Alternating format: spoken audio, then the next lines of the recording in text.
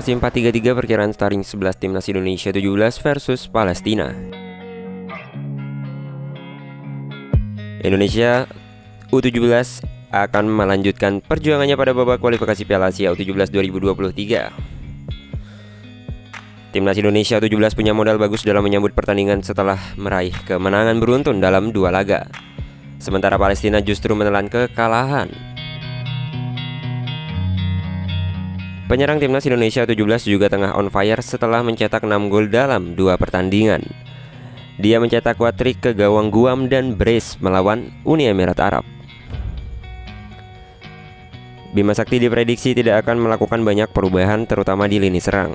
Pelatih asal Balikpapan tersebut akan tetap mengandalkan Arkan Kaka sebagai ujung tombak timnas Indonesia U17. Trio lini serang akan tetap dipertahankan Bima Sakti. Arhan Kaka yang telah mencetak 6 gol dalam 2 pertandingan bakal menjadi ujung tombak dan mengancam gawang Palestina. Arhan Kaka akan diapit oleh Rizky Afrizal dan Nabil Asyura yang sejauh ini juga mampu menunjukkan ketajamannya. Mereka juga masing-masing menyumbang 1 gol dan 2 gol. Khusus Nabil Asyura 2 gol dicetak dalam 2 laga berbeda. Dia juga menyumbang 3 assist ketika timnas Indonesia U17 menang 14-0 atas Guam.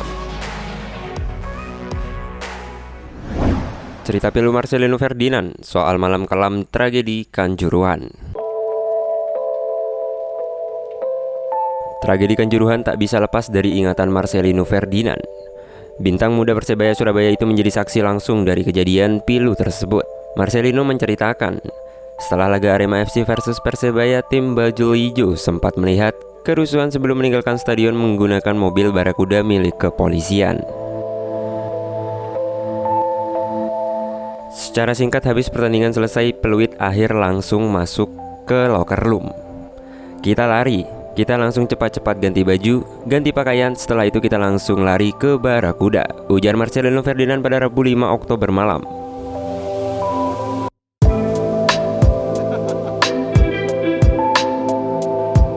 Menurut Marcelino Ferdinand, saat sudah keluar dari stadion dan berada di dalam Barakuda justru tidak bisa berjalan, sebab mobil Panzer yang mengangkut pemain Persebaya dan Patwal diblokade oleh Aremania.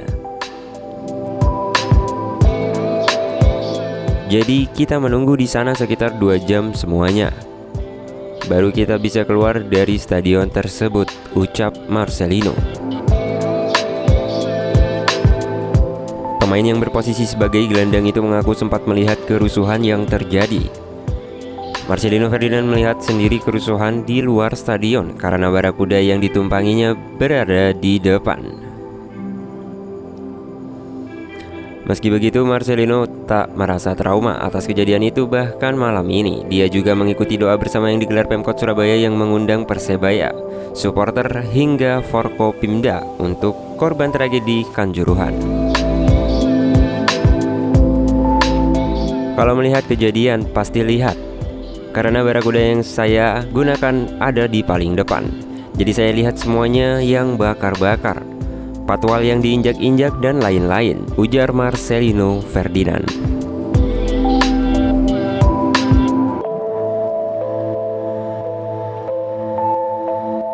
Presiden Joko Widodo atau Jokowi meminta agar tragedi keserusuhan di Stadion Kanjuruhan Malang harus diusut tuntas tanpa ada ditutup-tutupi.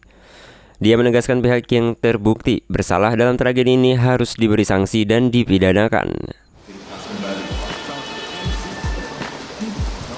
Ya, kenapa dibentuk tim pencari fakta independen? Karena ingin kita usut tuntas.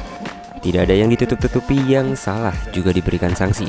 Kalau masuk pidana juga sama, kata Jokowi usai menjenguk korban tragedi Kanjuruhan di RSUD Saiful Anwar, Kota Malang, Jawa Timur. Pertandingan, manajemen lapangan, manajemen pengelolaan stadion semuanya secepat-cepatnya, karena ini barangnya kelihatan semua. 3 kunci sukses timnas Indonesia U17 kalahkan Uni Emirat Arab 3-2.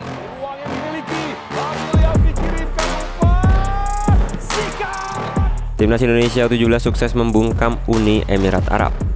Pada lanjutan kualifikasi Piala Asia U17 2023 Grup B, skuad Garuda Asia menang 3-2 atas Uni Emirat Arab di Stadion Pakansari, Cibinong, Kabupaten Bogor.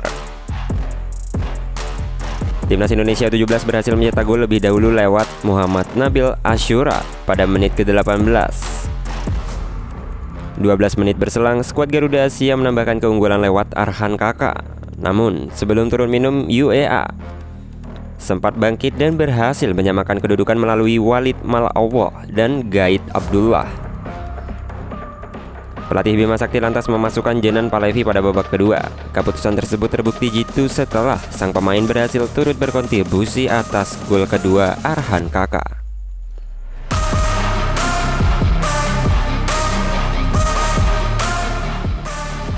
Instruksi menekan sejak area permainan lawan terbukti mampu menjadi satu kunci sukses timnas Indonesia. Uni Emirat Arab rupanya cukup kedodoran saat mendapatkan tekanan tinggi dari timnas Indonesia. Sesaat setelah lawan kehilangan bola di tengah lapangan, tim Garuda Asia langsung melakukan serangan frontal. Pertahanan Uni Emirat Arab berantakan sehingga menghasilkan 2 gol bagi tuan rumah di babak pertama. Menghadapi lawan yang juga berasal dari Timur Tengah Palestina, pada laga ketiga Jumat 7 Oktober mereka mungkin bisa melakukan pendekatan serupa. Terbukti, cara ini terbilang efektif dalam pertandingan malam ini. Satu hal lain yang bisa dilihat dari pemain timnas Indonesia pada pertandingan kali ini, Arhan Kaka yang ditempatkan sebagai penyerang tengah sering mengisi kerenggangan antara pemain belakang dan gelandang Uni Emirat Arab. Inilah yang kita lihat saat terciptanya gol-gol yang dicetak pemain asal klub Persis Solo itu.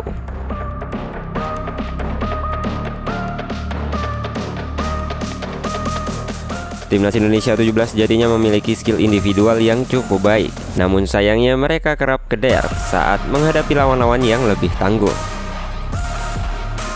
Namun dalam pertandingan ini Arhan Kaka dan kawan-kawan tak lagi takut menghadapi lawan yang punya nama besar. Mereka melihat percaya diri saat menangani bola individual, baik saat berada di kaki lawan ataupun saat menguasai si kulit bundar. Keberhasilan mendominasi lawannya hingga 52% juga berpengaruh kepada permainan. Mereka akhirnya mampu meminimalkan perkembangan permainan Uni Emirat Arab dalam pertandingan tersebut.